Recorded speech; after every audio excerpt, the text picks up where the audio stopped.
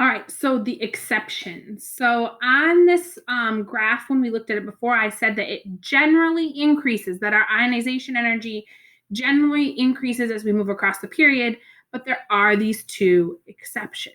We're going to talk about this first exception here. So what we should see is that boron should be higher than beryllium, but it's actually not. So it's actually a little bit easier to remove an electron from boron than it is from beryllium. And we need to talk about the why then. And the why comes down to sort of its electron configuration, or a better visual picture is of the orbital notation. So what you should notice is that beryllium has a paired electron, right? And if something's paired, it's going to be really hard to remove.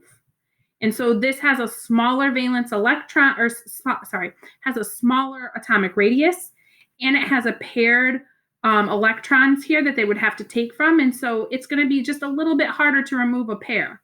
Whereas the boron has the one little lonely electron hanging out in the p sublevel all by itself. So it's just a little bit easier to remove it because it's not in that paired shell at all. So that's why beryllium has a slightly higher than boron. So at the bottom here, let me make sure. Oops, wrong way, guys. Sorry. You want to make sure. Sorry, it's covering that. There we go. So I moved it again. Let me let it sit still.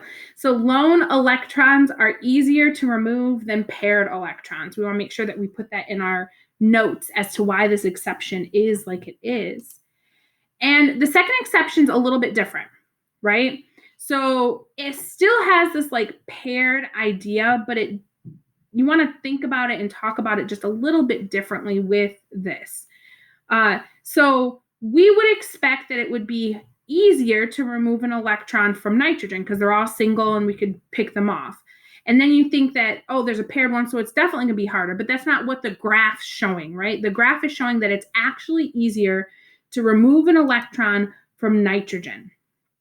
So since these electrons are starting to pair with oxygen in here, so it's starting to pair in this sublevel, it actually repels them.